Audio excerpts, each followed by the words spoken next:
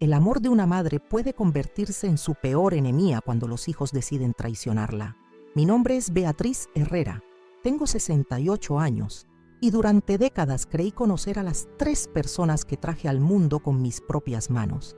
Sebastián, Valentina y Nicolás fueron mi universo entero, mi razón de existir, mis compañeros de vida después de que la muerte me arrebatara a mi esposo. Construí mi realidad alrededor de ellos. Cada peso que gané trabajando como secretaria judicial en los tribunales de Buenos Aires durante 40 años, lo invertí pensando en su futuro. Cada decisión que tomé fue meditada considerando su bienestar. Vivía en un departamento de 3 ambientes en San Telmo, que compré con enormes sacrificios cuando ellos eran pequeños. Las paredes de ese lugar guardaban recuerdos de cumpleaños, graduaciones, primeros empleos, rupturas amorosas que consolé con mate y facturas. Era el refugio donde mis hijos sabían que siempre encontrarían un plato de comida caliente y brazos abiertos para recibirlos, sin importar la hora o las circunstancias. Sebastián, mi primogénito de 42 años, se había recibido de abogado gracias a los turnos dobles que hice durante su carrera. Lo veía como un hombre exitoso, con su estudio jurídico en retiro, siempre elegante con sus trajes oscuros y su manera seria de hablar. Valentina, mi única mujer de 38 años, era profesora de literatura en un colegio de Palermo. Su sensibilidad para las palabras me recordaba a mi madre, que también había sido maestra. Nicolás, mi bebé de 35 años, había montado una librería en Villa Creek que parecía próspera. Siempre llegaba los domingos con anécdotas divertidas sobre sus clientes. Durante los últimos 5 años, desde que Ramiro murió de un infarto fulminante, ellos se habían convertido en mis únicos pilares emocionales. Las llamadas telefónicas eran sagradas. Todos los días a las 7 de la mañana contactaba a Sebastián antes de que saliera para el estudio. A las 2 de la tarde hablaba con Valentina durante su recreo y las noches las reservaba para Nicolás, que siempre tenía alguna historia graciosa que contar. Los fines de semana alternaban las visitas. Un domingo venía Sebastián con su esposa Carla, el siguiente era el turno de Valentina con su novio Fernando, y el tercero, Nicolás aparecía solo porque, según él, las mujeres lo complicaban demasiado. Cocinaba sus platos preferidos, milanesas con puré para Sebastián, pollo al horno con papas para Valentina y empanadas caseras para Nicolás. Mi departamento se llenaba de risas, conversaciones y esa sensación cálida de familia unida que tanto había extrañado después de enviudar. Pero las cosas habían comenzado a cambiar sutilmente en los últimos meses. Las llamadas se volvieron más breves, las excusas más frecuentes, las visitas más espaciadas. Sebastián alegaba casos complicados que le quitaban tiempo libre. Valentina se quejaba de la carga horaria en el colegio y los exámenes que debía corregir. Nicolás mencionaba problemas con proveedores y facturas que pagar. Como buena madre, jamás cuestioné esas explicaciones. Al contrario, me enorgullecía de haber criado 3 profesionales responsables y comprometidos con sus trabajos. Mi rutina diaria consistía en levantarme a las 6 de la mañana, preparar café con leche y tostadas mientras escuchaba las noticias en la radio. Después ordenaba el departamento, regaba las plantas del balcón que daban a la calle Defensa y salía a hacer las compras al mercado de San Telmo. Por las tardes miraba televisión, leía alguna revista o tejía mantas para los futuros nietos que esperaba que alguno de mis hijos me diera pronto. Mi vida social se limitaba prácticamente a Elena Morales, mi vecina del apartamento contiguo, una señora viuda de 72 años con quien compartía el mate de vez en cuando y conversaciones sobre nuestros hijos. Elena siempre me decía que envidiaba mi relación con Sebastián, Valentina y Nicolás, porque sus 2 hijos vivían en España y apenas la llamaban una vez por mes. Yo me sentía afortunada al comparar nuestras situaciones. Los ahorros que había acumulado durante tantos años de trabajo estaban depositados en el Banco Nación, junto con los papeles de propiedad del departamento, que ya estaba completamente pagado. Tenía una póliza de seguro de vida considerable que designaba a mis 3 hijos como beneficiarios únicos, pensando que así estarían protegidos económicamente cuando yo faltara. También guardaba en una caja de seguridad todas las facturas de electrodomésticos, muebles y objetos de valor que había comprado a lo largo de los años, por consejo de Ramiro, que siempre decía que los papeles importantes nunca se tiran. Durante las noches de insomnio que se habían vuelto más frecuentes con la edad, solía recorrer mentalmente cada rincón de mi departamento, recordando cuándo y con qué esfuerzo había adquirido cada cosa. El televisor lo compré cuando Sebastián entró a la universidad, la heladera nueva cuando Valentina se recibió de profesora, el sillón de 2 cuerpos cuando Nicolás abrió su librería. Cada objeto tenía una historia familiar, un momento de celebración o necesidad compartida. Febrero de este año trajo consigo una sensación extraña de malestar que inicialmente atribuía al calor porteño y a la humedad que tanto me afectaba. Pequeños mareos matutinos, una opresión leve en el pecho que aparecía cuando subía las escaleras del edificio, cansancio inexplicable después de hacer las tareas domésticas más simples. Elena me sugirió que consultara al médico, pero yo preferí esperar pensando que se trataba de síntomas normales del envejecimiento. Las molestias se intensificaron gradualmente hasta convertirse en episodios más preocupantes. Una mañana de marzo, mientras preparaba café, sentí una presión tan fuerte en el pecho que tuve que sentarme en el piso de la cocina esperando que pasara. El aire parecía escasear, el corazón latía de manera irregular y por primera vez en mucho tiempo experimenté verdadero miedo físico. Llamé inmediatamente a Sebastián. Su teléfono sonó varias veces antes de que contestara con voz somnolienta. Eran las 8 de la mañana de un martes y evidentemente lo había despertado, pero cuando le expliqué mis síntomas, su actitud cambió completamente. Me dijo que no me moviera, que en 2 horas estaría en mi casa con Valentina y Nicolás para llevarme al hospital. Su tono decidido me tranquilizó enormemente. Mientras esperaba su llegada, traté de calmarme respirando lentamente como había aprendido en un programa de televisión sobre relajación. Preparé una bolsita con documentos, medicamentos y algunas mudas de ropa interior, presintiendo que tal vez tendría que quedarme internada. El tiempo se extendía como chicle mientras miraba el reloj de la cocina marcar los minutos interminables. Puntualmente a las 10 de la mañana, escuché la llave en la cerradura. Los 3 entraron juntos, algo que no sucedía desde hacía meses.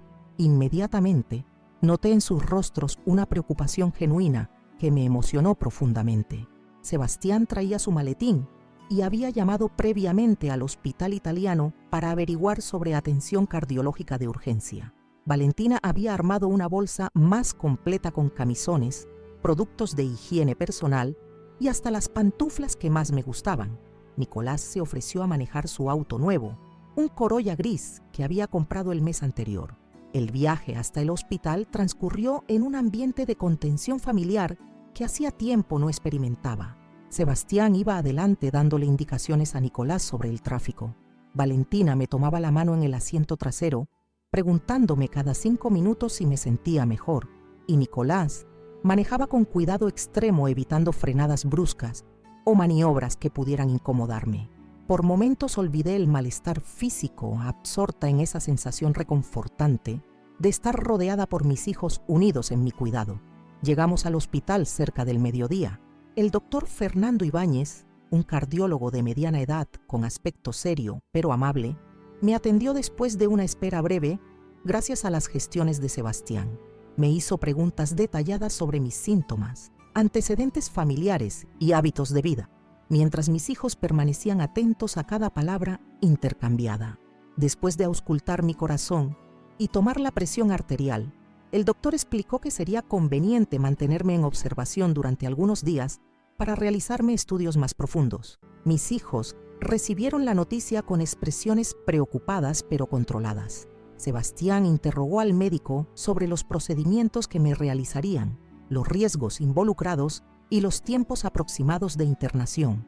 Valentina se inquietó por cuestiones prácticas como la documentación del seguro médico y los horarios de visita.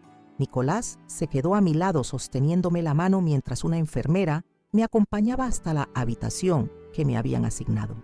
La habitación era sencilla pero cómoda, con una cama individual, un televisor pequeño y una ventana que daba al patio interno del hospital. Tenía una compañera de cuarto, la señora Mercedes Vega, una mujer de aproximadamente mi edad que estaba internada por problemas de vesícula. Nos presentamos brevemente y ella me comentó que llevaba 3 días esperando una cirugía menor. Cuando mis hijos se disponían a marcharse después de ayudarme a acomodarme, cada uno me hizo promesas específicas que llenaron mi corazón de esperanza. Sebastián me aseguró que vendría a visitarme al día siguiente, después de terminar con sus compromisos en el estudio, alrededor de las 7 de la tarde. Valentina me prometió que traería frutas frescas y algunas revistas para que no me aburriera durante las horas de reposo. Nicolás, con su sonrisa traviesa habitual, me dijo que aprovecharía el fin de semana para hacerme compañía y contarme todas las novedades de su librería. Los despedí con besos en las mejillas y abrazos más prolongados que los habituales. Verlos alejarse por el pasillo del hospital me produjo una extraña mezcla de nostalgia y tranquilidad. Por un lado sentía pena de separarme de ellos después de haber compartido una mañana tan intensa, pero por otro me reconfortaba saber que al día siguiente comenzarían las visitas que harían más llevadera mi estadía hospitalaria. La primera noche transcurrió con relativa calma. Las enfermeras del turno nocturno eran atentas y profesionales. Mercedes resultó ser una compañera de habitación silenciosa que respetaba mi necesidad de descanso, y los medicamentos que me habían administrado aliviaron considerablemente las molestias en el pecho. Me dormí pensando en la visita de Sebastián, que me aguardaba al día siguiente. Desperté temprano con una sensación renovada de optimismo. Las primeras luces del amanecer entraban suavemente por la ventana de la habitación. Mercedes ya estaba despierta leyendo un libro de oraciones, y el movimiento matutino del hospital comenzaba a percibirse en los pasillos. Desayuné con apetito por primera vez en varios días, y hasta entablé una conversación más extensa con Mercedes, quien me contó sobre sus 4 hijos que se turnaban para visitarla diariamente. Pasé la mañana sometida a diversos estudios médicos, análisis de sangre, electrocardiograma, radiografía de tórax y una ecografía cardíaca. Entre estudio y estudio, regresaba a mi habitación con expectativa creciente por la llegada de Sebastián. Calculé que alrededor de las 7 de la tarde estaría llamando a la puerta de mi habitación con su sonrisa seria y algún comentario tranquilizador sobre mi estado de salud. Las horas de la tarde se alargaron de manera peculiar. 6 de la tarde, 6:30, 7 menos cuarto. A las 7 en punto estaba mirando fijamente hacia la puerta, esperando ver aparecer la silueta familiar de mi hijo mayor. 7:15, 7:30, 8 menos cuarto. Mercedes notó mi inquietud y me sugirió que quizás había surgido algún imprevisto en el trabajo de Sebastián, que los abogados a menudo tenían horarios impredecibles. A las 8 de la noche, cuando terminó oficialmente el horario de visitas, decidí llamarlo por teléfono. Marqué su número con dedos ligeramente temblorosos y esperé que contestara. El teléfono sonó 1, 2, 3, 4 veces antes de derivar al buzón de mensajes automático. Su voz grabada repetía el mismo mensaje profesional que usaba para clientes. Sebastián Herrera, Estudio Jurídico. En este momento no puedo atender su llamada, pero puede dejar un mensaje detallado y me comunicaré a la brevedad. Corté sin dejar mensaje. Tal vez estaba en una reunión tardía con algún cliente importante o había tenido que quedarse en los tribunales por algún trámite urgente. Los abogados trabajaban horarios extensos, eso lo sabía perfectamente. Decidí darle el beneficio de la duda y esperar hasta el día siguiente para volver a contactarlo. Pero una semilla diminuta de inquietud había germinado en algún rincón de mi mente, una sensación apenas perceptible de que algo no estaba desarrollándose según lo planificado. Mercedes me deseó buenas noches y apagó su lámpara individual, mientras yo permanecía despierta mirando el techo de la habitación y preguntándome qué podría haber impedido que Sebastián cumpliera con su promesa de visitarme. Era el comienzo de una semana que cambiaría para siempre mi percepción sobre los lazos familiares, sobre la confianza y sobre las personas en quienes había depositado todo mi amor durante décadas enteras. Pero esa comprensión devastadora aún estaba por llegar, oculta detrás de días interminables que me esperaban en esa cama de hospital, rodeada de un silencio que pronto se volvería ensordecedor. El segundo día amaneció con una lluvia fina que golpeaba contra los cristales de la habitación del hospital. Mercedes ya había sido trasladada para su cirugía temprano en la mañana. dejándome completamente sola por primera vez desde mi ingreso. El silencio de la habitación vacía contrastaba dramáticamente con el bullicio que se escuchaba en los pasillos, carritos de medicamentos rodando sobre el linóleo, conversaciones apuradas de médicos y enfermeras, timbres de llamada sonando constantemente en otras habitaciones. Desayuné apenas unas galletitas con té, porque la ansiedad me había cerrado el estómago. Seguía esperando que Sebastián apareciera con alguna explicación razonable sobre su ausencia del día anterior. Tal vez había intentado venir muy tarde, después del horario de visitas, y las enfermeras no lo habían dejado entrar. Quizás había tenido una emergencia familiar con Carla o algún problema serio en el estudio jurídico que requería su atención inmediata. La doctora Patricia Mendoza, una cardióloga joven de aproximadamente 40 años, llegó cerca de las 10 de la mañana para revisar los resultados de mis primeros estudios. Era una mujer menuda, pero de presencia firme, con anteojos pequeños y una forma directa, pero cálida, de dirigirse a los pacientes. Me explicó que algunos valores sanguíneos mostraban irregularidades leves que requerían monitoreo adicional, pero que mi estado general era estable. Señora Herrera, vamos a mantenerla algunos días más para asegurarnos de que su corazón responde bien al tratamiento que iniciamos ayer. ¿Tiene alguna pregunta sobre su situación clínica?, me preguntó mientras revisaba mi expediente. Doctora, ¿es normal que me sienta tan cansada? Ayer dormí bien, pero amanecí sin energías. Es completamente normal. Su organismo está adaptándose a los medicamentos y su corazón está aprendiendo a funcionar con menos esfuerzo. El reposo es fundamental en esta etapa. Después de que la doctora se retiró, decidí llamar nuevamente a Sebastián. Esta vez contestó al segundo timbrazo, pero su voz sonaba distante y formal, muy diferente al tono preocupado del día anterior cuando me llevó al hospital. Hola mamá, ¿cómo te sentís? Mejor, hijo. Te estuve esperando ayer toda la tarde. ¿Pasó algo? Sí, mamá. Surgió un problema urgente con un cliente. Tuve que quedarme hasta muy tarde en el estudio preparando documentación para una audiencia de hoy. No pude avisarte porque estaba corriendo contra el tiempo. Su explicación sonaba lógica, pero había algo en su tono que me resultaba extraño. Una frialdad que no recordaba haber escuchado antes en nuestras conversaciones telefónicas. ¿Vas a poder venir hoy? Voy a intentar, mamá. Depende de cómo salga esta audiencia. Si termino temprano, paso a verte. Está bien, hijo. No te preocupes por mí. Concéntrate en tu trabajo. Después de colgar, quedé con una sensación ambigua. Por un lado, entendía perfectamente que Sebastián tenía responsabilidades profesionales importantes, pero por otro lado, no podía quitarme de la cabeza que algo en su actitud había cambiado desde el día anterior. Era como si hablar conmigo fuera una obligación molesta, en lugar de una conversación natural entre madre e hijo.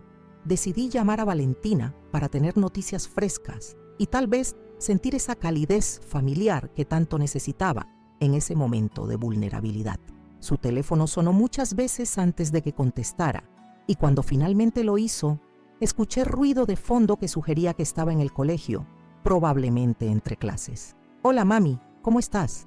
Perdón que no te llamé ayer, tuve un día imposible con los chicos. Tuvimos reunión de padres hasta las 9 de la noche. No te preocupes, hija.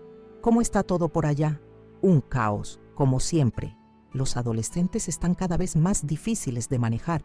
Ayer tuve que llamar a los padres de 3 alumnos por problemas disciplinarios y encima tengo que corregir un montón de exámenes para mañana.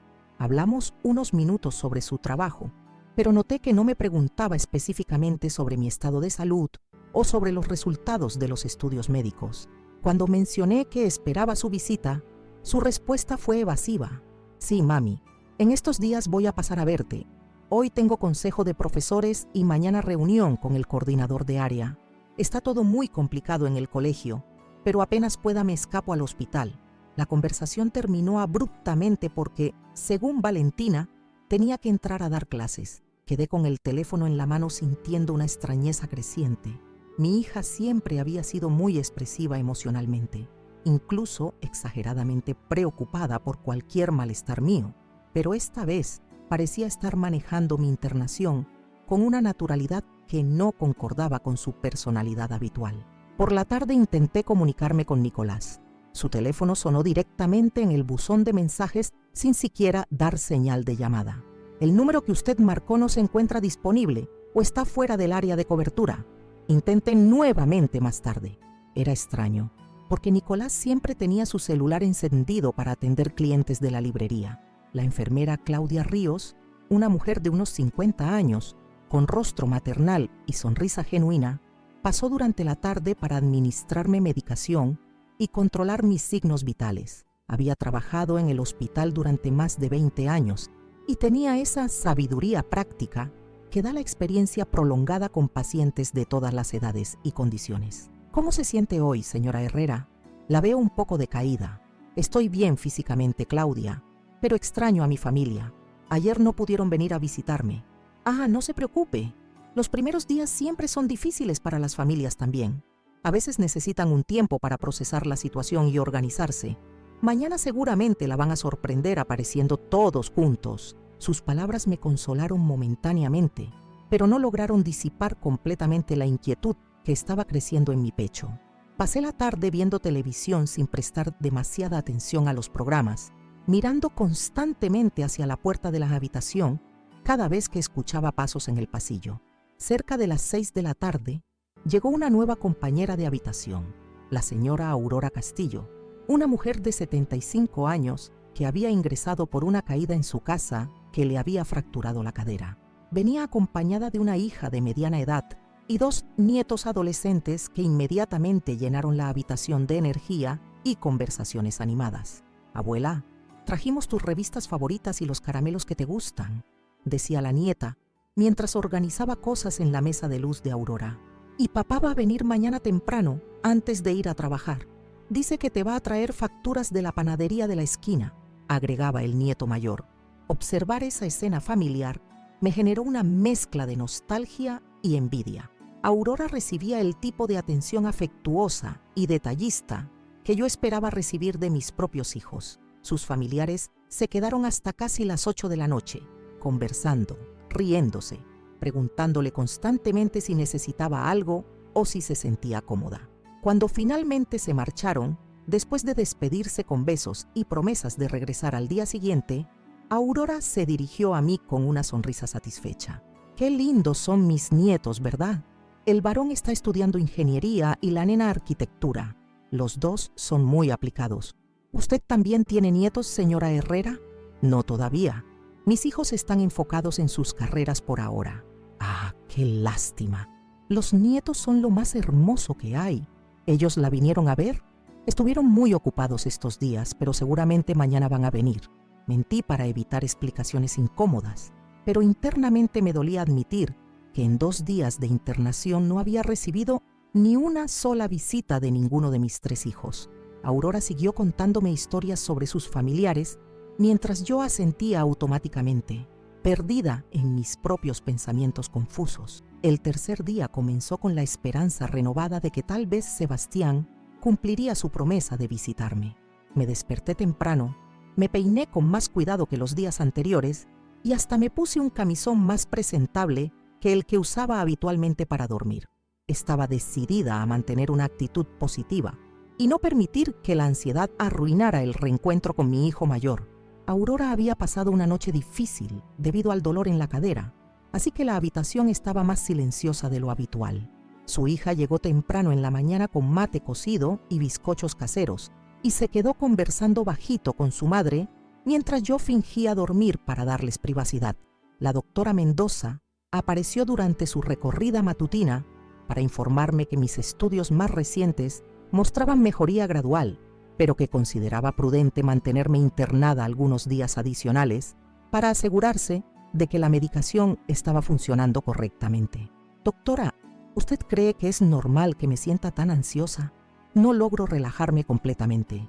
«Señora Herrera, la ansiedad es muy común en pacientes cardíacos. El corazón y las emociones están íntimamente conectados. ¿Hay algo específico que la preocupe?». Dudé antes de responder. No quería parecer una madre quejosa o dramática, pero necesitaba hablar con alguien sobre la extrañeza que estaba experimentando. «Es que mis hijos dijeron que me iban a visitar, pero han pasado 2 días y no han aparecido. Sé que están ocupados, pero me resulta raro». La doctora Me miró con expresión comprensiva antes de responder. Cada familia maneja estas situaciones de manera diferente. Algunos se vuelven muy presentes, otros necesitan tiempo para procesar. Lo importante es que usted se concentre en su recuperación. Si la ansiedad persiste, podemos considerar algún ansiolítico suave. Después de que se retiró, intenté llamar nuevamente a Sebastián. Esta vez el teléfono sonó muchas veces antes de que contestara, y cuando lo hizo, su voz sonaba impaciente. «Hola, mamá. Sebastián, hijo, ¿cómo estás? Te llamé para saber si hoy vas a poder pasar por el hospital». «Mamá, tengo una semana complicadísima. Estoy preparando un caso muy importante y prácticamente no salgo del estudio. Además, Carla está con gripe y tengo que ayudarla en casa». Era la primera vez que mencionaba que su esposa estaba enferma. Me sorprendió que no hubiera compartido esa información antes, considerando que siempre habíamos mantenido comunicación fluida sobre temas familiares. ¿Por qué no me dijiste que Carla estaba mal? ¿Podría haber enviado alguna sopa o algo para ayudarla? No, mamá, no es necesario. Son solo síntomas de gripe común. Ya está mejorando. Bueno, pero cuando puedas venir a verme aunque sea un ratito. Extraño conversar con vos. Sí, mamá, en estos días voy a pasar, te prometo. La conversación fue breve y dejó un sabor amargo en mi boca. Había algo mecánico en las respuestas de Sebastián, como si estuviera siguiendo un guión preparado para deshacerse rápidamente de mis llamadas. Intenté contactar a Valentina durante su horario de almuerzo. Contestó al primer timbrazo, pero inmediatamente percibí prisa en su voz. «Hola, mami. Tengo solo un minutito porque tengo que preparar material para la clase de la tarde. Valentina, ¿vos sabés si Sebastián está bien? Lo noto raro cuando hablo con él». «No, mami, no hablé con él. Cada uno está con sus cosas. ¿Por qué lo notas raro?» «No sé, me da la sensación de que está evitándome y no me ha venido a ver desde que estoy internada». «Ay, mami, no te hagas dramas. Sebastián siempre fue así cuando tiene mucho trabajo. Ya va a aparecer». Su tono despreocupado me resultó extraño. Valentina era habitualmente la más emotiva de mis hijos, la que se angustiaba fácilmente cuando percibía problemas familiares. Esta actitud relajada no concordaba con su personalidad conocida. «¿Y vos cuándo vas a poder venir?» «Esta semana está imposible, mami. Entre clases, reuniones y correcciones no tengo ni un minuto libre.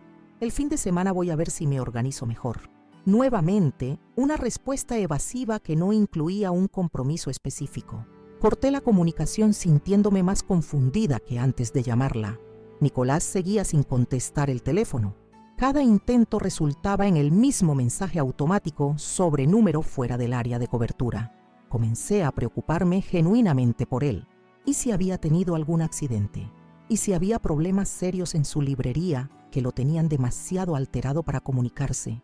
Durante la tarde, mientras Aurora recibía otra visita numerosa de familiares que llenaron la habitación de flores frescas y risas espontáneas, decidí llamar a Elena, mi vecina, para preguntarle si había visto movimiento en el edificio o si sabía algo sobre mis hijos. «Beatriz, querida, ¿cómo estás?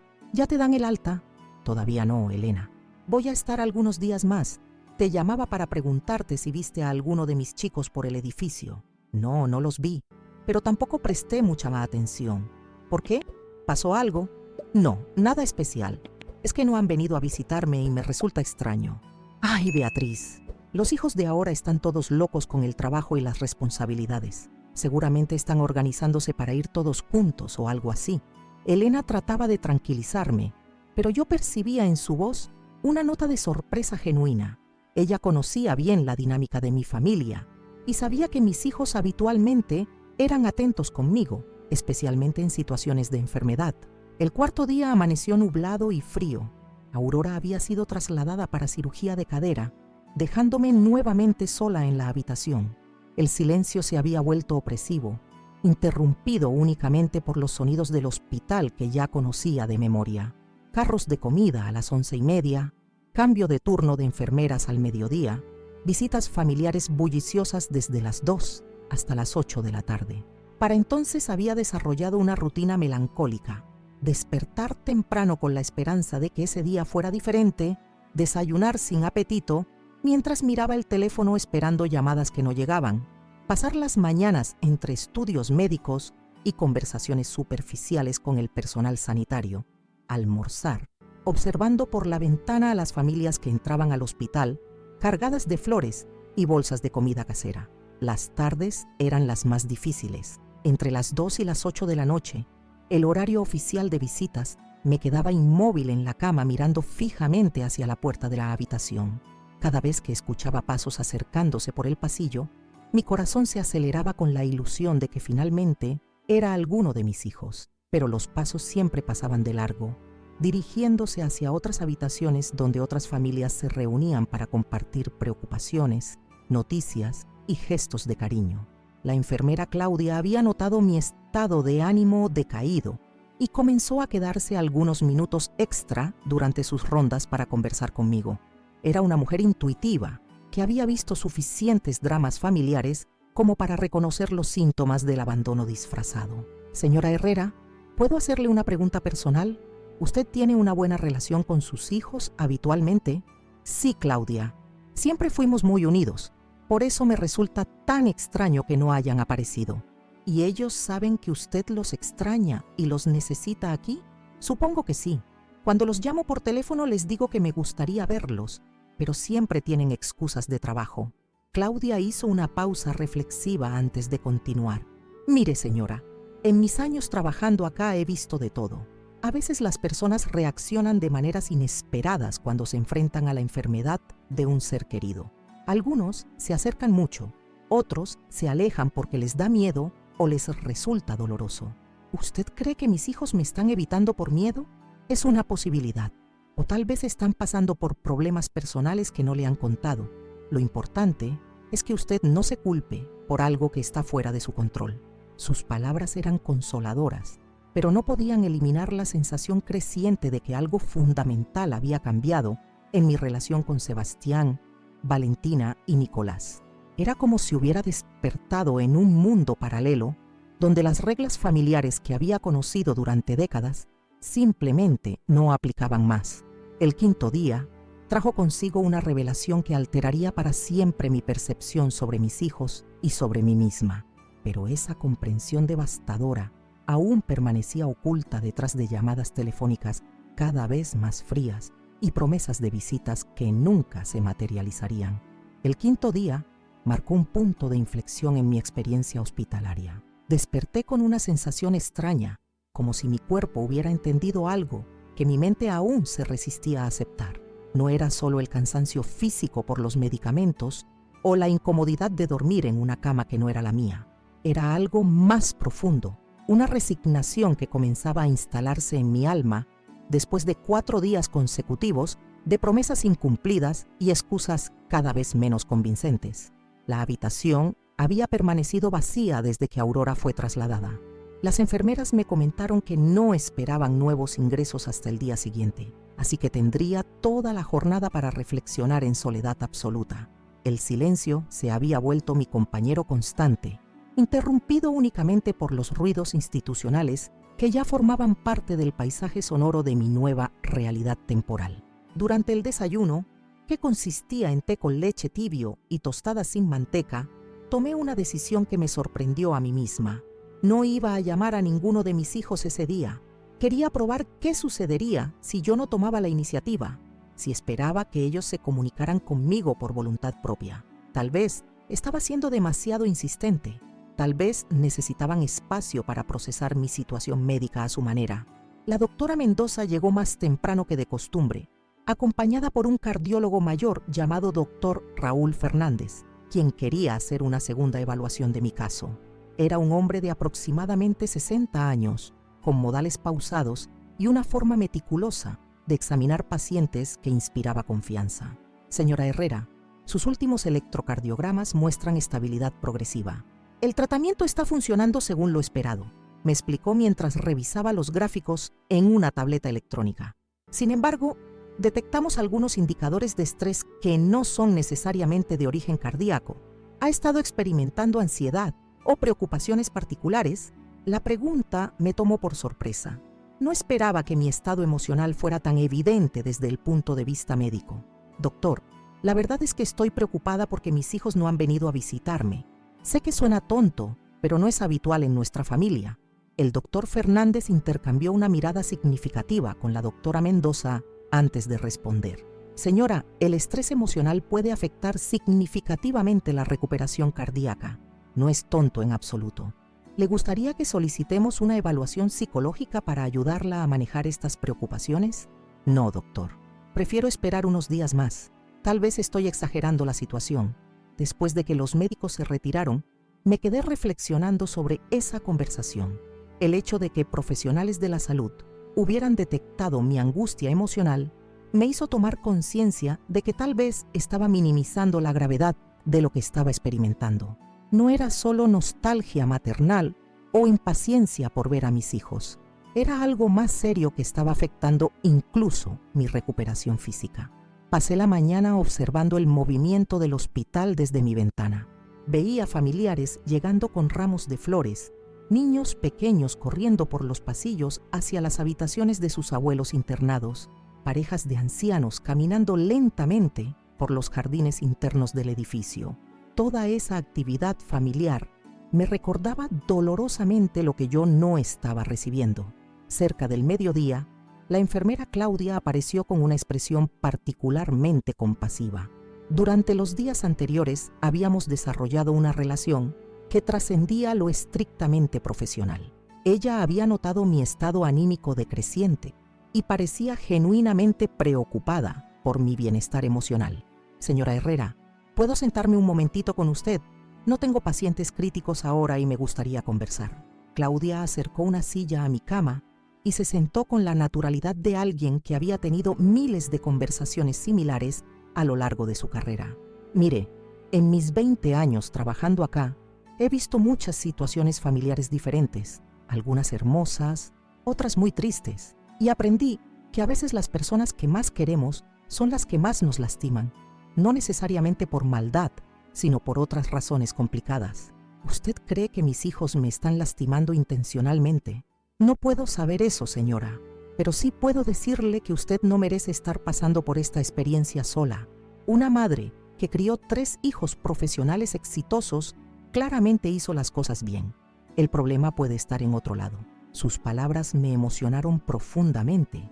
Era reconfortante escuchar a alguien validar mis sentimientos en lugar de minimizarlos con explicaciones racionales sobre horarios laborales complicados. Claudia, ¿usted tiene hijos?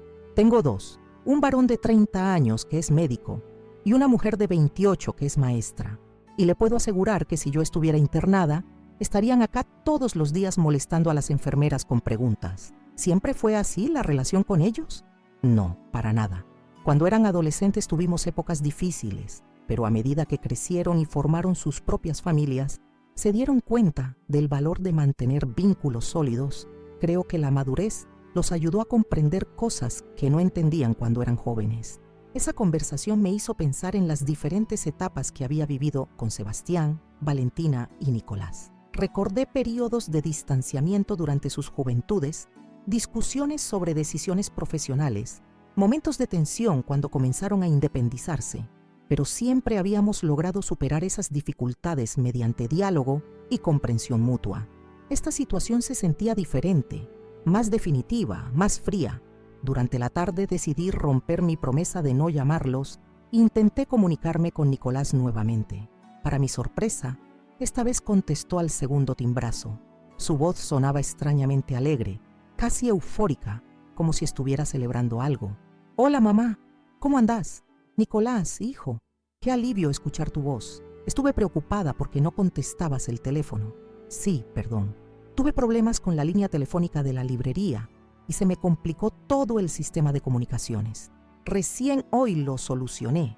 Su explicación sonaba razonable, pero había algo en su tono que me resultaba incongruente con la seriedad de mi situación médica. «¿Cómo va todo por la librería?» «Excelente, mamá. Tuve una semana bárbara de ventas. Vendí una colección completa de libros antiguos que tenía hace meses sin movimiento y conseguí un cliente nuevo que quiere que le consiga ediciones especiales». Era extraño escucharlo tan entusiasmado por temas comerciales mientras yo estaba internada. En circunstancias normales me habría alegrado su éxito, pero en ese momento su alegría me parecía desproporcionada e insensible. «Nicolás, ¿sabes que estoy internada hace 5 días?» Sí, mamá. Sebastián me contó. «¿Cómo te sentís?» «Mejor físicamente, pero extraño mucho a ustedes. ¿Cuándo vas a poder venir a verme? Esta semana está complicada, mamá. Estoy aprovechando el buen momento de ventas para poner al día las cuentas de la librería. Pero el fin de semana me organizo y paso por el hospital. Otra promesa vaga sin compromiso específico. Corté la conversación sintiéndome más confundida que aliviada. El tono festivo de Nicolás contrastaba dramáticamente con lo que yo esperaba de un hijo preocupado por la salud de su madre. El sexto día comenzó con la llegada de una nueva compañera de habitación, la señora Marta Escobar, de 70 años, internada por neumonía.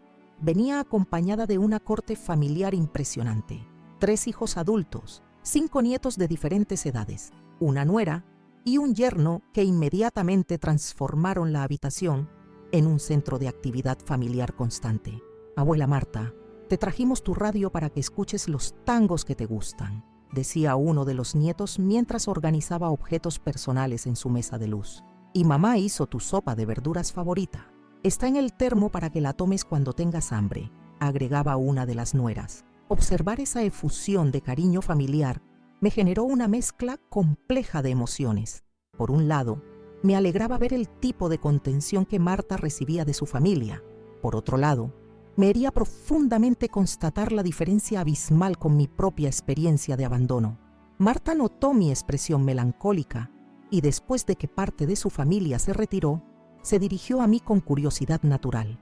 «Usted también tiene una familia grande, señora Herrera, Beatriz Herrera. Tengo 3 hijos, pero están muy ocupados con sus trabajos. Ah, qué lástima. Los hijos de ahora viven tan acelerados, pero seguramente, cuando se enteren de que está internada, van a venir corriendo. Ya hace 6 días que estoy acá, señora Marta». ¿6 días? ¿Y no vino ninguno? La sorpresa genuina en su voz confirmó que mi situación no era normal según los estándares familiares convencionales. No era una madre exigente con expectativas exageradas. Era una mujer abandonada en circunstancias donde cualquier familia mínimamente funcional habría respondido con presencia y apoyo. Tienen muchas responsabilidades laborales. Mentí para evitar admitir públicamente la humillación que estaba experimentando. Durante la tarde, mientras Marta recibía una nueva tanda de visitantes que llenaron la habitación de risas y conversaciones animadas, decidí llamar a Elena para escuchar una voz familiar que no me generara ansiedad. «Beatriz, querida, ¿cómo estás? ¿Cuándo te dan el alta?» «Todavía no sé, Elena. Los médicos quieren mantenerme unos días más. ¿Cómo está todo por el edificio?» «Tranquilo, como siempre». «Ah, sí. Vi movimiento extraño en tu departamento ayer a la tarde. Había un camión de mudanzas estacionado en la puerta». Mi sangre se heló instantáneamente. «¿Un camión de mudanzas? ¿Estás segura?» Sí. Pensé que tal vez habías contratado algún servicio para cambiar muebles o algo así mientras estás internada». «Elena, yo no contraté ningún servicio. ¿Viste quién estaba manejando la mudanza?» «No presté mucha atención, querida.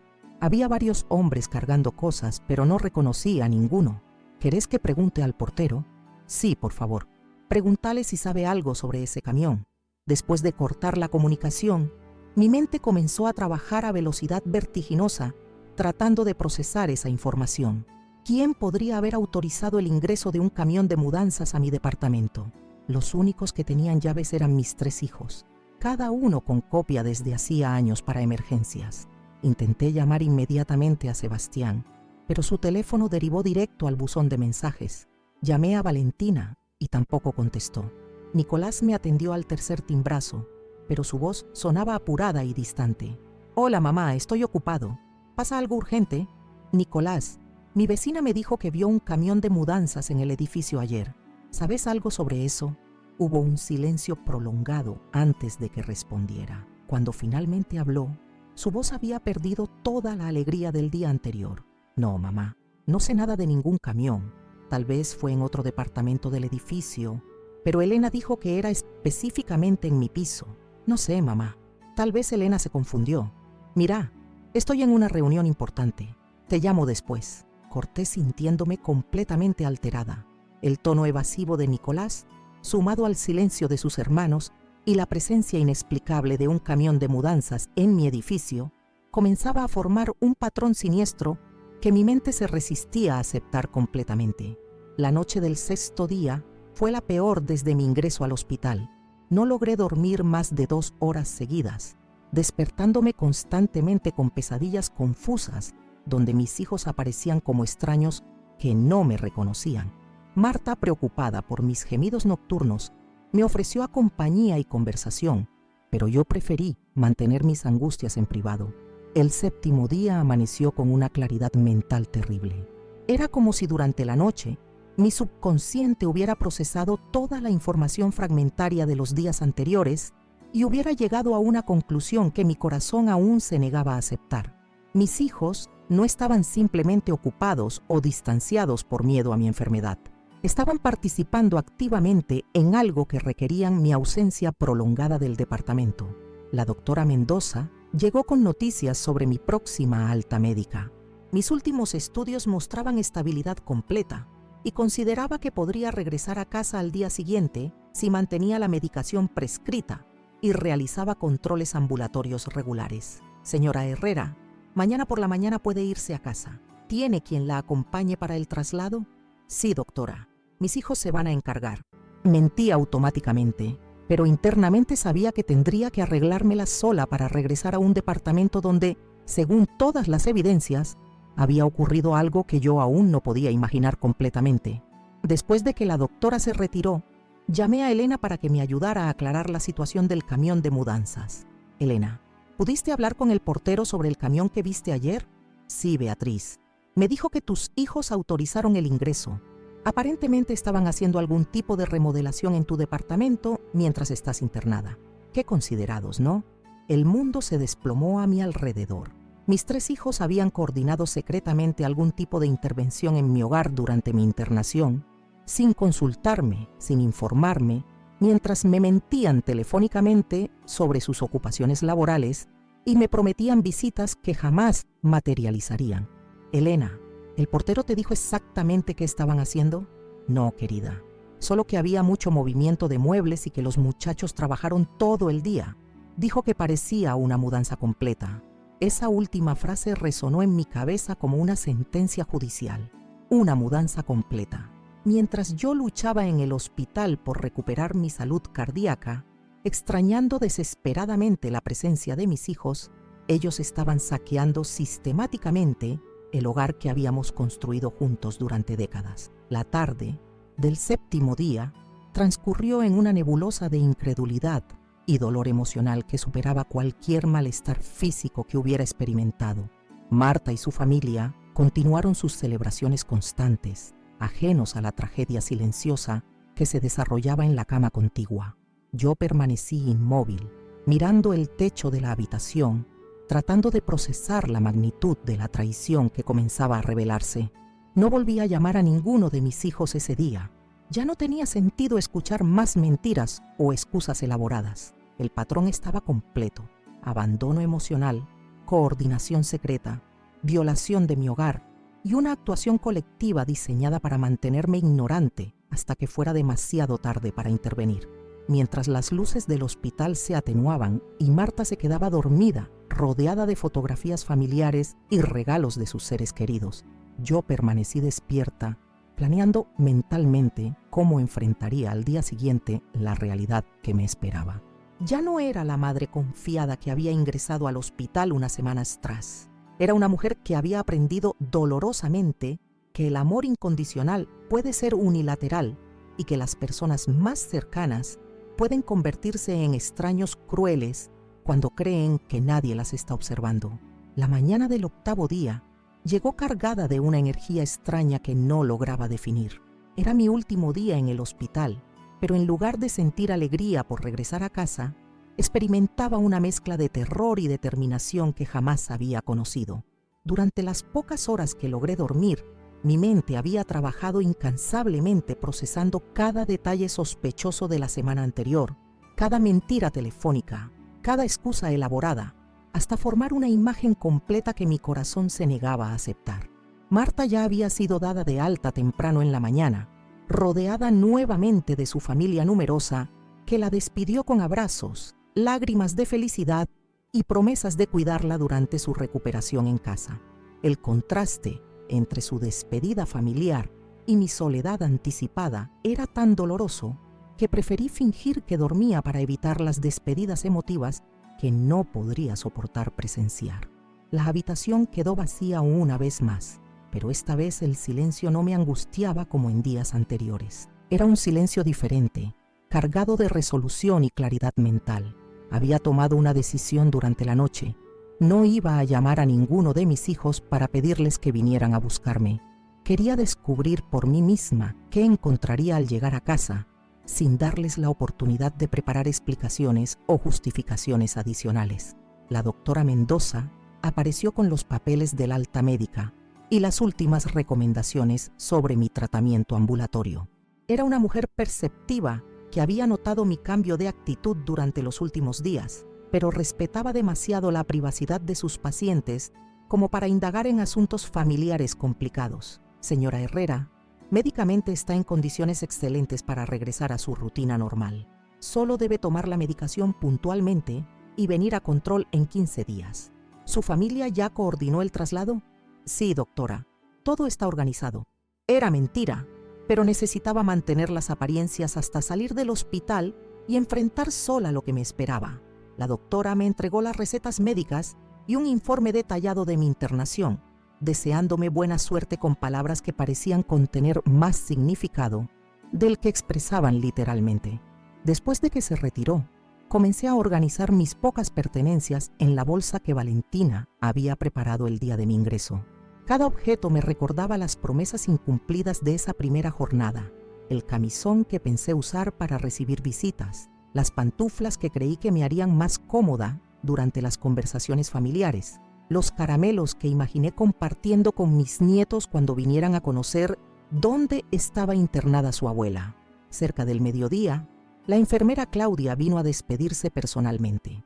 Durante la semana había desarrollado un cariño genuino hacia mí que trascendía las obligaciones profesionales, y su intuición le decía que algo grave estaba ocurriendo en mi situación familiar.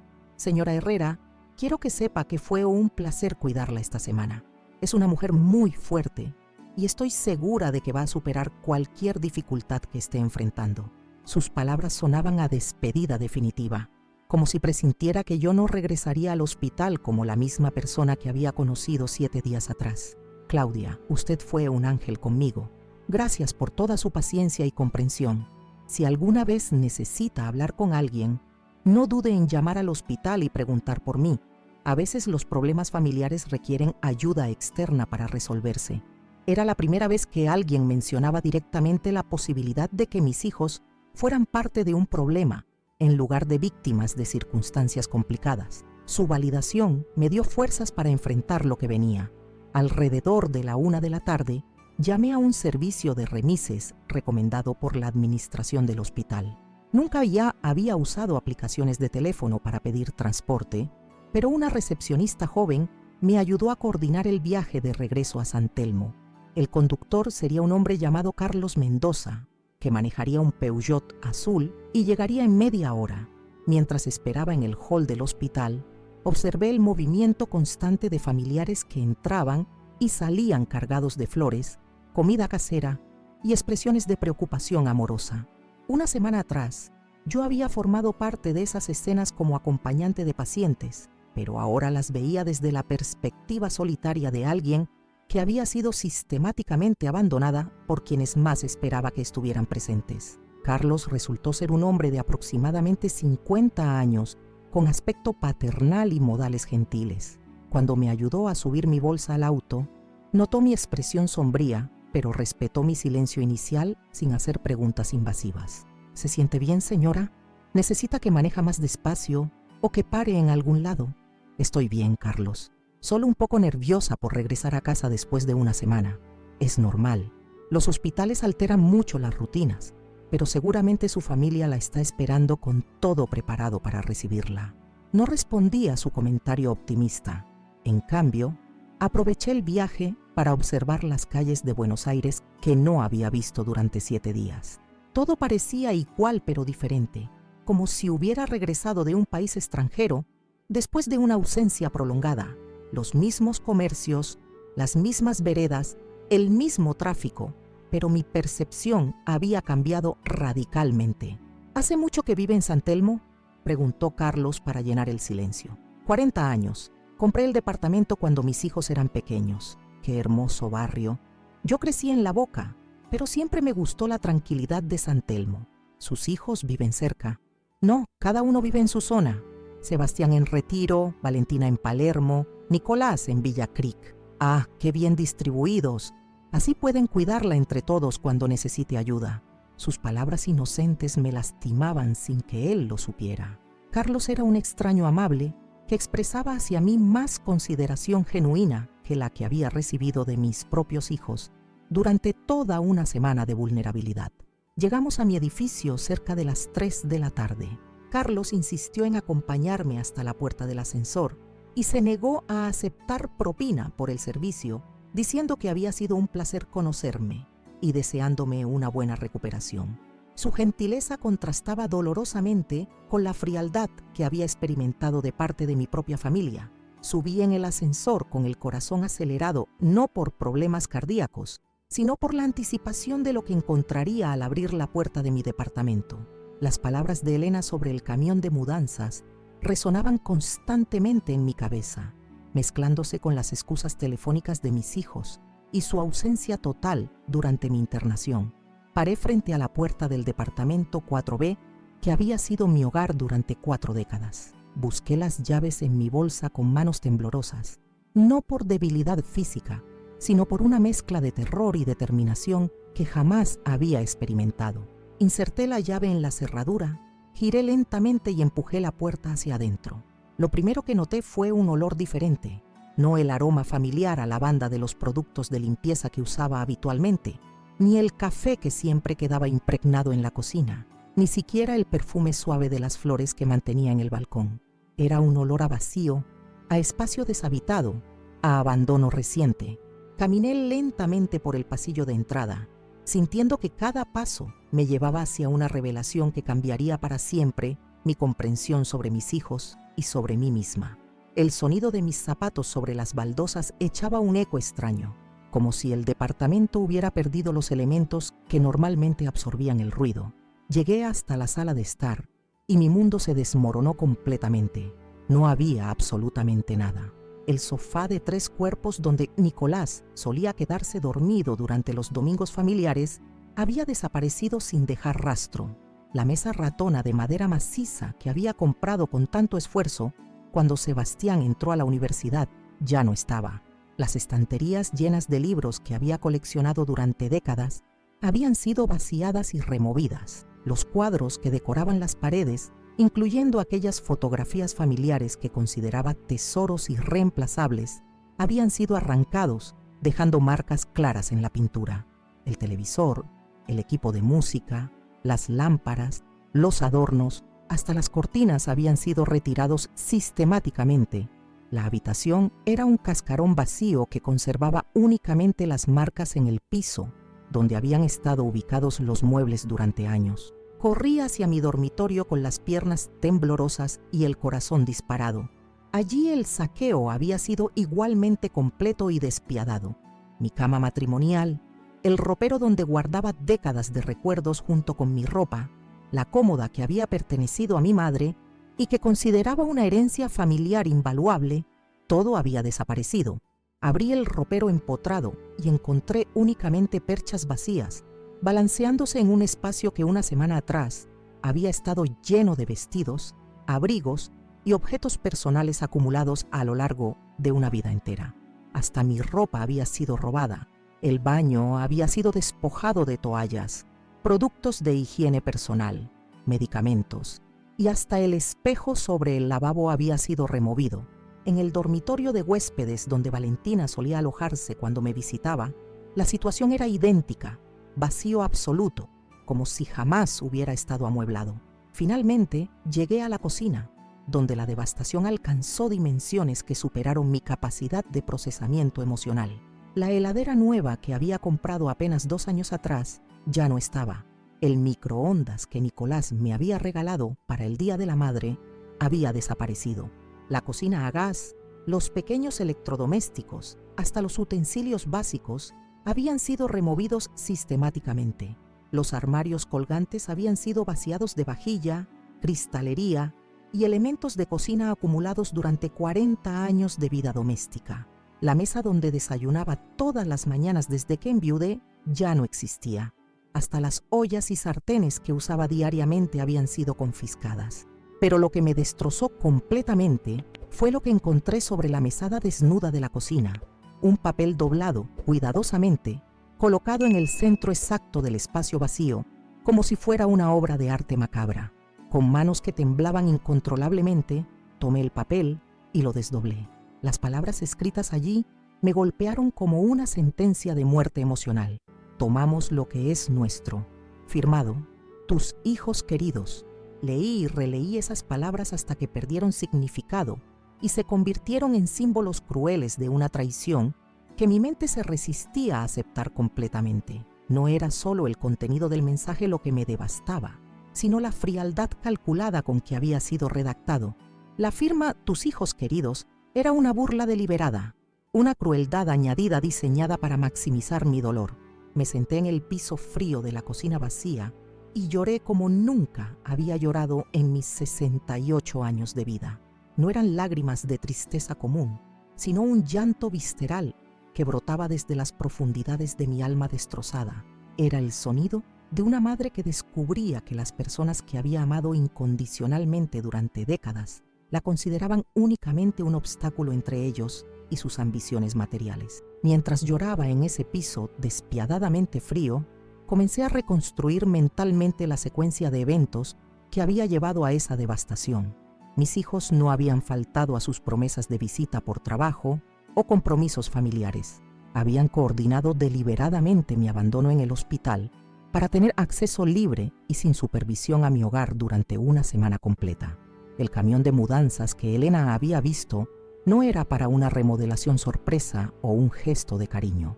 Era para el robo sistemático de todo lo que yo había acumulado durante una vida de trabajo honesto y sacrificios maternales. Mientras yo me preocupaba por su bienestar y extrañaba desesperadamente su compañía, ellos estaban catalogando mis pertenencias y planificando su distribución.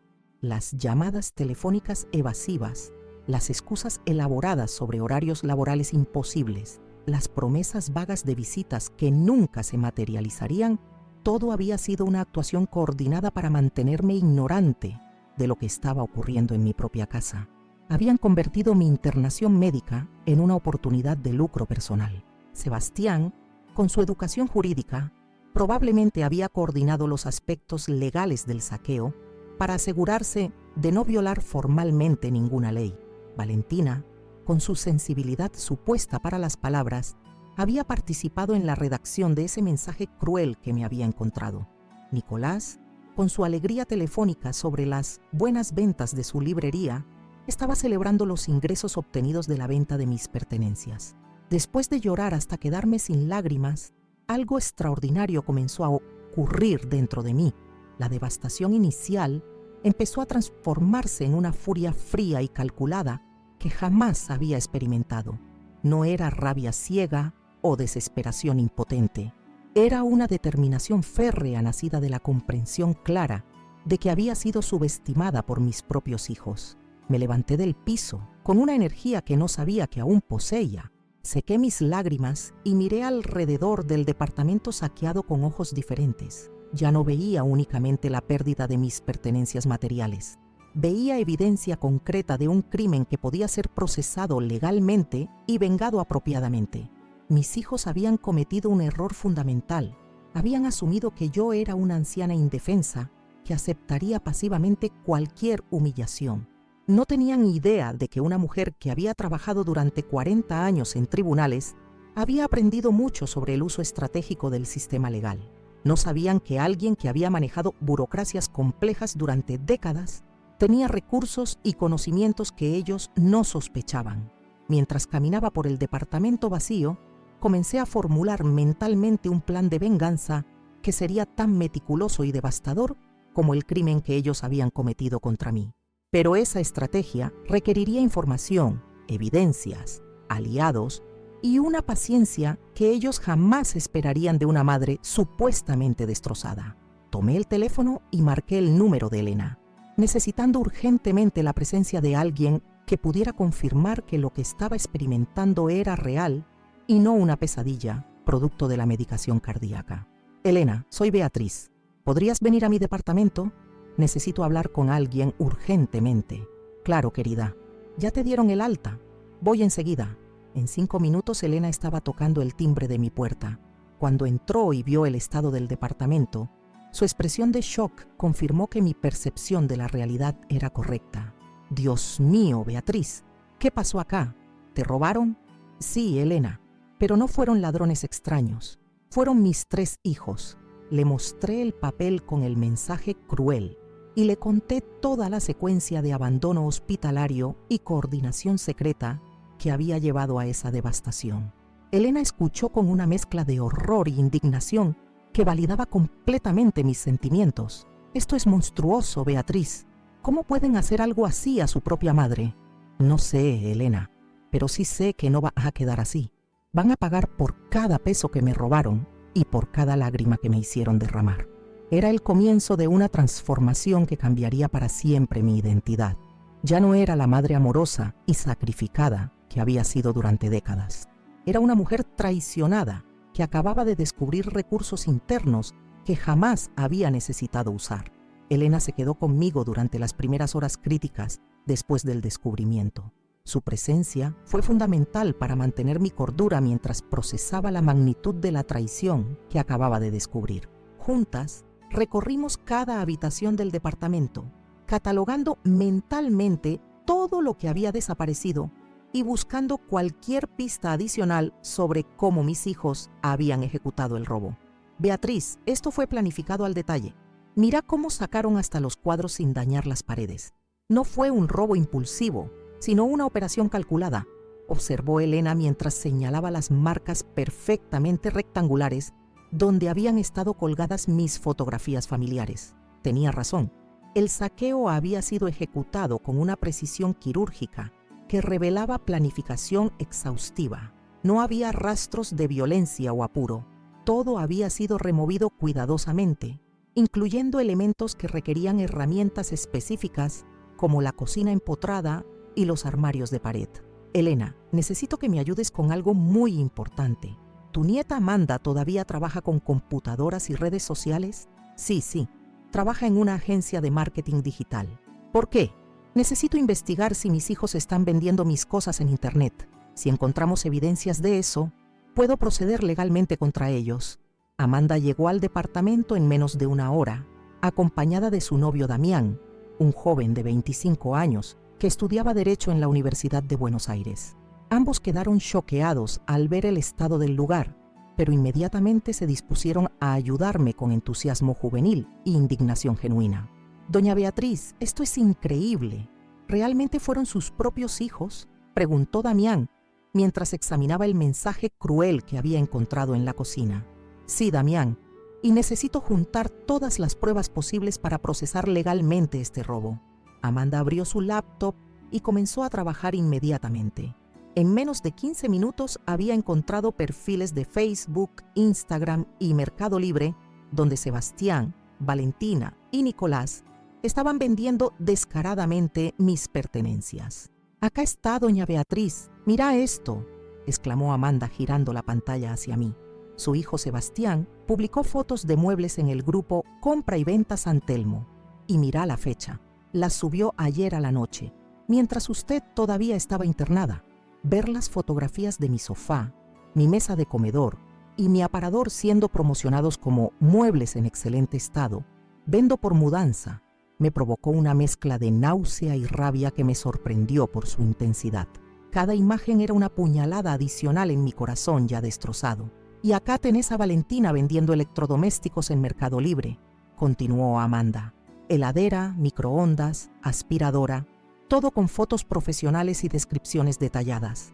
Y Nicolás está liquidando los objetos más pequeños en Facebook Marketplace», agregó Damián, que había comenzado a tomar capturas de pantalla metódicamente. Cuadros, adornos, libros, hasta está vendiendo su vajilla por lotes. Contemplar esas publicaciones fue una experiencia surrealista. Mis hijos no solo me habían robado, sino que lo estaban haciendo públicamente, con descaro absoluto, usando sus nombres reales y perfiles personales. Era como si estuvieran completamente seguros de que yo jamás me enteraría o de que si lo hacía, no tendría recursos para enfrentarlos. Amanda, ¿podés guardar todas esas imágenes y enlaces? Necesito evidencia documental de cada publicación. Ya lo estoy haciendo, doña. Y además voy a buscar si hay comentarios o mensajes privados que puedan servir como prueba adicional. Mientras Amanda trabajaba, Elena me preparó un té y se sentó a mi lado en el piso del living vacío. Era extraño tener esa conversación íntima en un espacio que había sido el corazón de mi hogar durante décadas y que ahora parecía el escenario de un crimen. Beatriz, ¿vos tenés documentos que prueben que todas esas cosas eran tuyas? Sí, Elena. Ramiro me enseñó a guardar todas las facturas importantes en una caja de seguridad del banco. Tengo comprobantes de compra de cada electrodoméstico y mueble importante. Eso es perfecto. Con esas pruebas y las evidencias que está encontrando Amanda, tenés un caso legal muy sólido. Damián, que había estado escuchando nuestra conversación mientras ayudaba a Amanda con las capturas de pantalla, se acercó con una expresión seria. Doña Beatriz, lo que hicieron sus hijos constituye varios delitos diferentes. Hurto agravado por el vínculo familiar, apropiación indebida y posiblemente estafa si vendieron cosas declarando falsamente que eran propias. ¿Y qué puedo hacer legalmente? Primero necesitamos hacer la denuncia penal. Después podemos iniciar una acción civil para recuperación de bienes y daños. Y con las evidencias digitales que estamos juntando, las chances de éxito son muy altas. Esa tarde coordinamos un plan de acción que me devolvió una sensación de control que había perdido completamente durante la semana anterior. Damián me conectó con la doctora Marina Vázquez, una abogada penalista especializada en delitos contra la propiedad que aceptó tomar mi caso inmediatamente. La doctora Vázquez llegó al departamento esa misma noche para evaluar la situación personalmente. Era una mujer de aproximadamente 40 años, seria pero empática, con una experiencia evidente en casos familiares complejos. Señora Herrera, en mis 15 años de ejercicio profesional he visto muchas traiciones familiares, pero pocas tan descaradas y calculadas como esta, me dijo después de revisar las evidencias que habíamos recopilado. Doctora, ¿qué posibilidades reales tengo de recuperar mis cosas y de que paguen por lo que me hicieron? Las posibilidades son excelentes. Tienen 3 elementos fundamentales: documentación que prueba la propiedad de los bienes, evidencia digital de la venta ilegal y testigos que presenciaron el robo coordinado. Además, el hecho de que lo hicieran mientras usted estaba hospitalizada agrava considerablemente los delitos. Esa noche, después de que todos se marcharan, me quedé sola en mi departamento vacío por primera vez desde el descubrimiento, pero era una soledad diferente a la que había experimentado en el hospital. Ya no me sentía abandonada y vulnerable. Me sentía como un general planificando una guerra que estaba segura de ganar. Al día siguiente, comenzamos con la fase legal de mi venganza. Fuimos directamente a la comisaría de San Telmo para radicar la denuncia penal. El comisario Roberto Delgado, un hombre de mediana edad con aspecto paternal, se mostró visiblemente indignado cuando le relaté los hechos. Señora Herrera, lamentablemente estos casos de abuso hacia adultos mayores son más comunes de lo que la gente imagina, pero raramente vemos evidencias tan claras y contundentes. Comisario, solo quiero que se haga justicia. No puedo permitir que crean que pueden aprovecharse de mí por mi edad.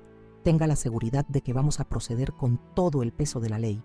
Voy a ordenar una investigación inmediata y citaciones para sus 3 hijos.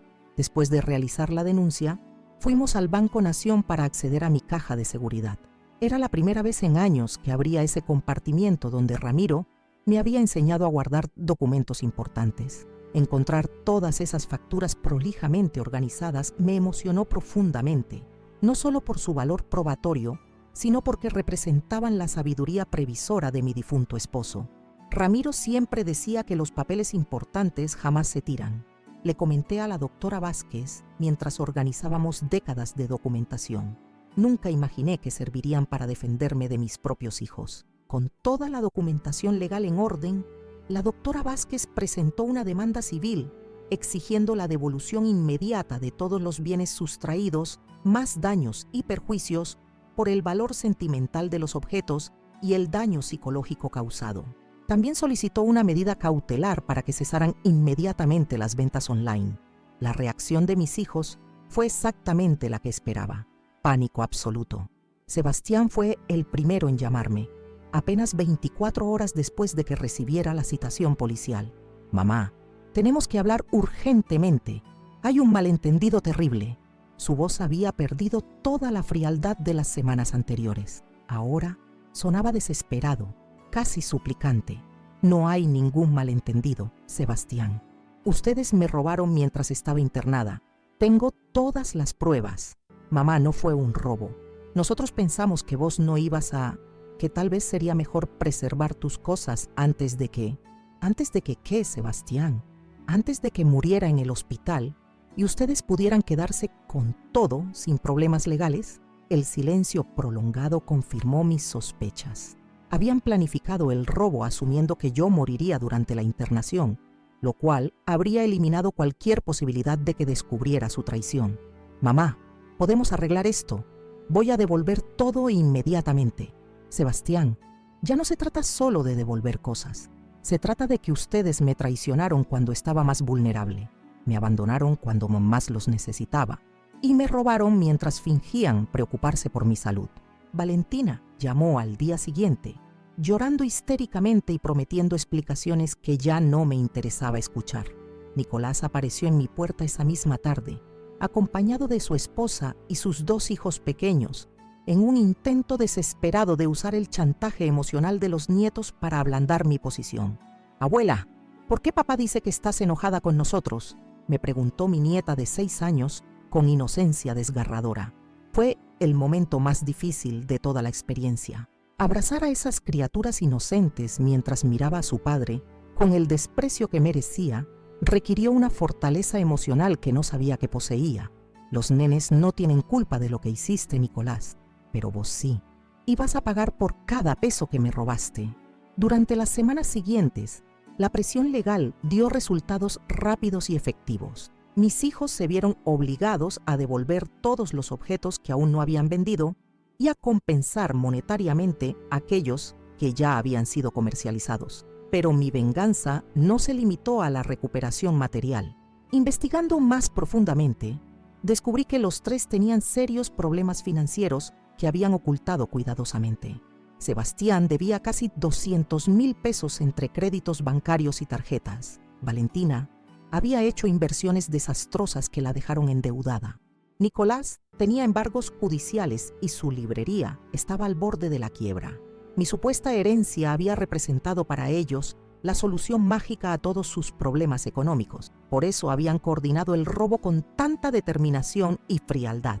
No era solo ganancia oportunista, sino desesperación financiera disfrazada de amor filial. Fue entonces cuando tomé la decisión más importante de mi vida. Cambié completamente mi testamento, cancelé el seguro de vida que los beneficiaba y doné mi departamento a la Fundación Soles de Esperanza, una organización que asiste a adultos mayores víctimas de abandono familiar. La directora de la fundación, doctora Carmen Rodríguez, vino personalmente a agradecerme y a explicarme cómo usarían mi donación. «Señora Herrera, su departamento se convertirá en un hogar de acogida para personas que han pasado por experiencias similares a la suya, y su historia servirá para concientizar sobre el maltrato hacia adultos mayores. Cuando mis hijos se enteraron de estas decisiones a través de sus abogados, intentaron un último acercamiento desesperado. Vinieron juntos a mi nuevo hogar. Había alquilado un departamento más pequeño en Barracas para una reunión que sabían sería definitiva. «Mamá, no podés hacer esto. Somos tu familia», suplicó Valentina entre lágrimas que ya no me conmovían. «La familia no roba, no abandona, no traiciona», respondí con una frialdad que los sorprendió. «Ustedes dejaron de ser mi familia el día que decidieron robarme mientras estaba internada». «Pero mamá, todos cometemos errores. Podemos cambiar», insistió Nicolás. «Ustedes no cometieron un error. Planificaron durante meses aprovecharse de mi muerte. Hay una diferencia fundamental. Sebastián, siempre el más calculador, intentó un enfoque diferente. Mamá, pensá en los nenes. Ellos van a sufrir por esto. Los nenes van a sufrir por tener padres capaces de robar a su abuela, no por las consecuencias legales de esas acciones. Esa fue la última conversación que mantuve con mis 3 hijos. Salieron de mi nuevo hogar sabiendo que habían perdido para siempre no solo mi herencia, sino también cualquier posibilidad de reconciliación.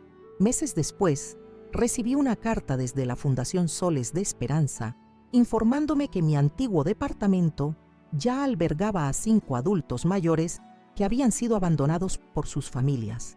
Leer sus historias me confirmó que mi dolor había encontrado un propósito trascendente. Hoy, 2 años después de aquella semana hospitalaria que cambió mi vida, vivo en paz conmigo misma. No tengo una familia biológica, pero tengo una red de afecto genuino formada por Elena, Amanda, Damián, la doctora Vázquez y otros amigos que valoran mi compañía por quien soy, no por lo que puedo darles materialmente. Mi nuevo hogar es más pequeño, pero está lleno de tranquilidad. Ya no vivo con la ansiedad constante de complacer a personas que solo fingían amarme. He aprendido a valorar la soledad elegida por encima de la compañía interesada. Los domingos trabajo como voluntaria en la Fundación Soles de Esperanza, compartiendo mi experiencia con otras personas que han vivido traiciones familiares similares. Mi historia se ha convertido en testimonio de que es posible reconstruir la vida después de la traición más dolorosa. Mis hijos intentaron contactarme varias veces durante estos 2 años, especialmente en fechas significativas como mi cumpleaños o fiestas familiares, pero nunca respondí. La confianza, una vez rota tan brutalmente, no puede repararse con disculpas tardías o arrepentimientos convenientes. A mis 68 años, descubrí algo que muchas personas jamás aprenden, que el amor propio es más valioso que el amor fingido, que la dignidad no se negocia y que nunca es demasiado tarde para defender lo que es justo. La semana más dolorosa de mi vida se convirtió en el comienzo de la etapa más auténtica de mi existencia. Y esa transformación vale más que cualquier herencia que hubiera podido dejarles a quienes demostraron no merecerla. Llegamos al final de mi historia, una historia que jamás pensé que tendría que contar, pero que siento la necesidad de compartir con cada uno de ustedes que me han acompañado hasta este momento. Han sido más de 2 horas escuchando el relato más doloroso de mi vida, y quiero que sepan que cada palabra que pronuncié es absolutamente real. Cada lágrima que derramé durante esa semana hospitalaria fue genuina, y cada decisión que tomé después fue meditada y necesaria. Cuando comencé este relato hablándoles sobre mis 68 años y mi vida en San Telmo, cuando les conté sobre Sebastián, Valentina y Nicolás, nunca imaginé que terminaría revelándoles la traición más brutal que una madre puede experimentar. Pero la vida a veces nos presenta lecciones devastadoras que paradójicamente terminan siendo liberadoras. Durante esos 7 días de abandono en el hospital italiano, mientras esperaba visitas que nunca llegaron y llamadas que nunca se materializaron, aprendí algo fundamental sobre la naturaleza humana y sobre mí misma. Descubrí que el amor incondicional que una madre siente hacia sus hijos no siempre es correspondido de la misma manera. Más doloroso aún, comprendí que para algunas personas, incluyendo aquellas que llevamos en el corazón desde antes de nacer, somos valorados únicamente por lo que podemos proporcionarles materialmente. La imagen que tenía de mis hijos como profesionales exitosos y cariñosos se desmoronó completamente cuando encontré mi departamento saqueado y ese mensaje cruel firmado como «tus hijos queridos».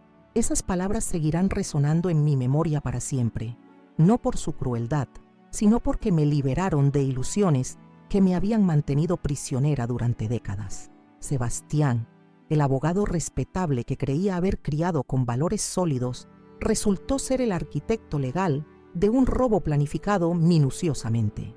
Valentina, la profesora sensible que pensé que había heredado mi amor por las palabras, participó en la redacción de un mensaje diseñado para maximizar mi sufrimiento. Nicolás, mi bebé eterno que siempre llegaba con sonrisas los domingos, celebraba telefónicamente las ganancias obtenidas de vender mis recuerdos más preciados. Pero la lección más importante de toda esta experiencia no fue descubrir quiénes eran realmente mis hijos, sino descubrir quién soy realmente yo. Durante 68 años me había definido exclusivamente como madre, como esposa, como empleada, como cuidadora de otros. Jamás me había preguntado qué quedaba de Beatriz Herrera cuando se removían todos esos roles externos. El abandono hospitalario me forzó a enfrentar mi soledad más profunda, pero también me reveló una fortaleza interior que desconocía poseer. La mujer que se sentó en el piso frío de una cocina vacía, llorando por la traición de sus hijos, no era la misma que se levantó de ese piso, decidida a luchar por su dignidad. En algún momento de esas lágrimas nació una versión de mí que había estado dormida durante décadas. La venganza que ejecuté no fue producto de la rabia ciega, aunque reconozco que la rabia estaba presente y era justificada. Fue que el resultado de una decisión consciente de no permitir que la crueldad triunfara sobre la justicia. Cada paso legal que tomé, cada documento que presenté, cada decisión testamentaria que cambié, fue calculada para enviar un mensaje claro. Una mujer de 68 años no es una víctima indefensa que acepta pasivamente cualquier humillación.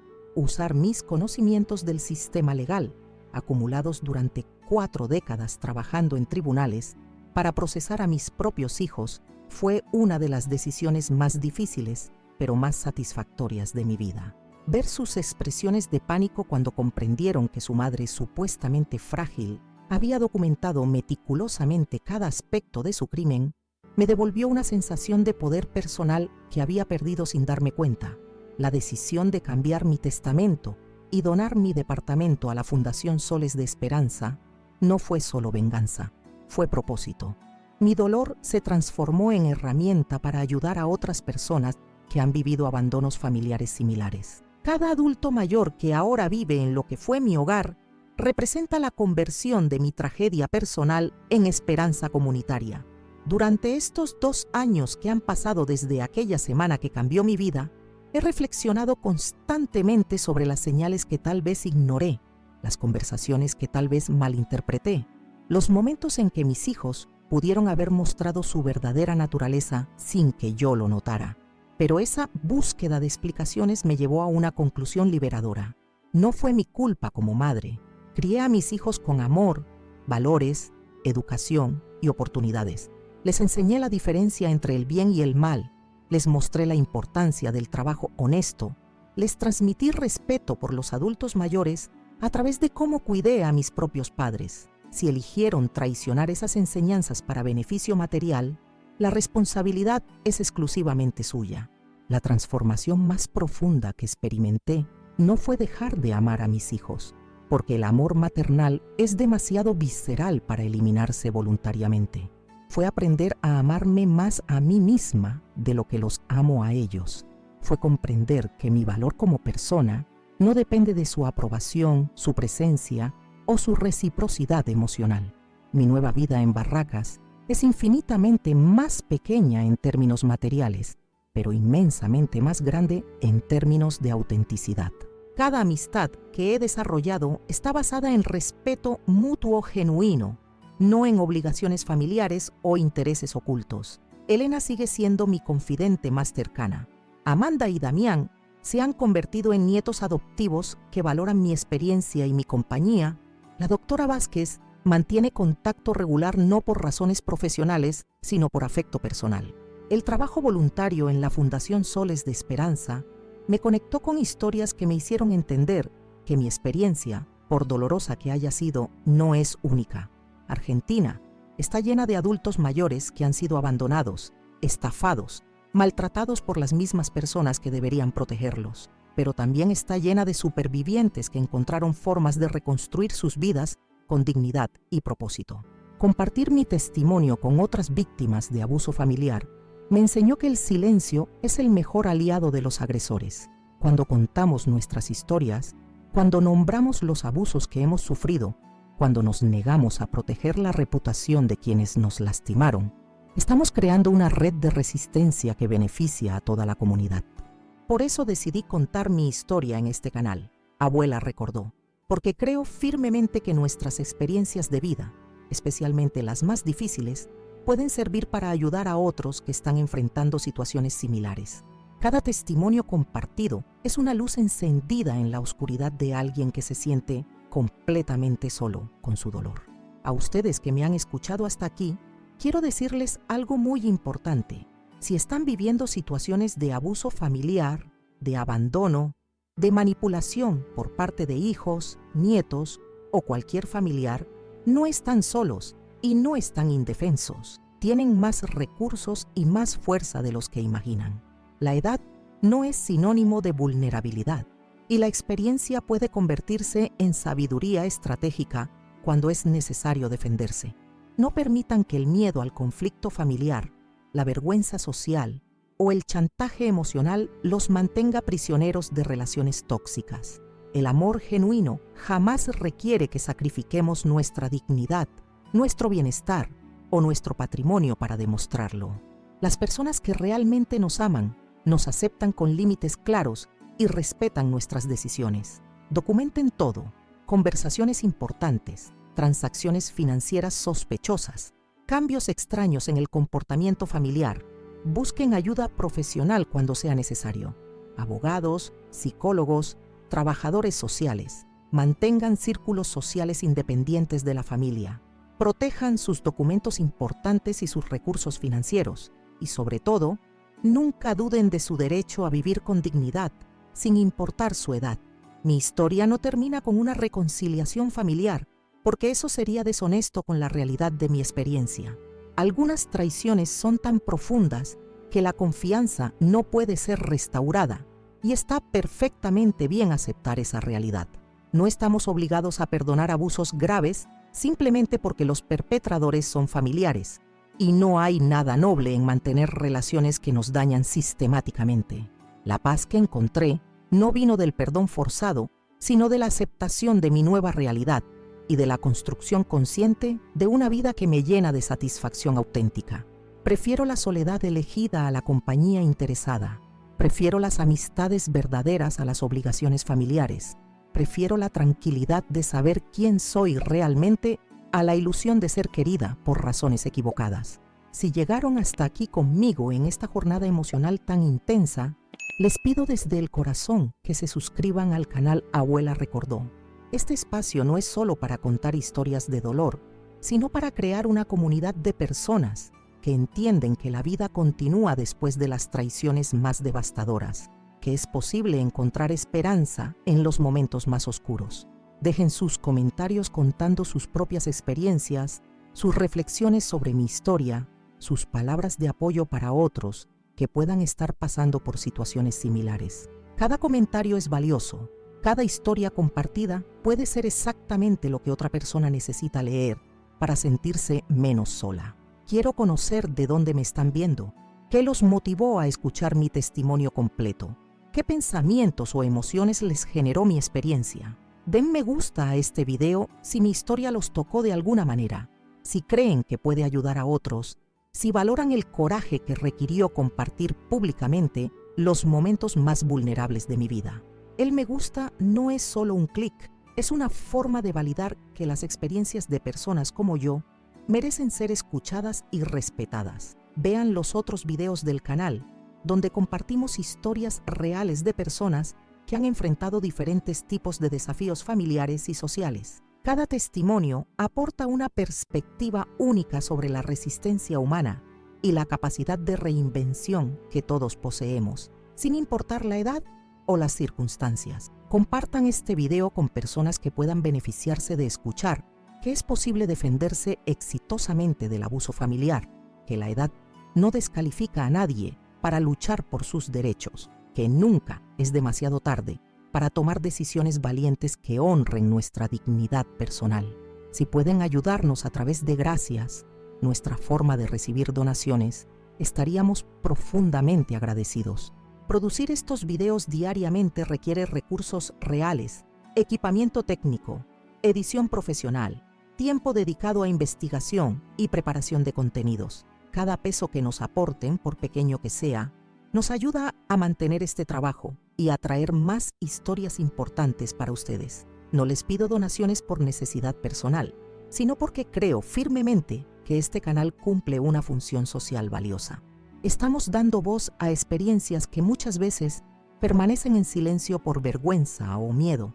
Estamos creando conexiones entre personas que se sienten aisladas por sus circunstancias familiares difíciles. Estamos ofreciendo esperanza concreta a quienes creen que no hay salida para sus problemas. Cada peso donado a través de Gracias es un voto de confianza en nuestro proyecto, un reconocimiento de que estas historias importan, una inversión en la posibilidad de que más personas encuentren el valor para defenderse de situaciones abusivas. No es solo una donación económica, es participación activa en la construcción de una comunidad de apoyo mutuo. Gracias por haberme acompañado en este viaje emocional tan intenso. Gracias por haber escuchado con respeto y paciencia la historia más dolorosa, pero también más transformadora de mi vida. Gracias por ser parte de una audiencia que valora la autenticidad por encima de los finales felices inventados. Recuerden siempre, ustedes son más fuertes de lo que creen, más valiosos de lo que otros les han hecho sentir y más capaces de cambiar sus circunstancias de lo que jamás imaginaron. La edad es sabiduría acumulada, la experiencia es poder latente y la dignidad personal no se negocia nunca. Hasta el próximo video en Abuela Recordó. Cuídense mucho y nunca olviden que merecen ser tratados con respeto y amor genuino.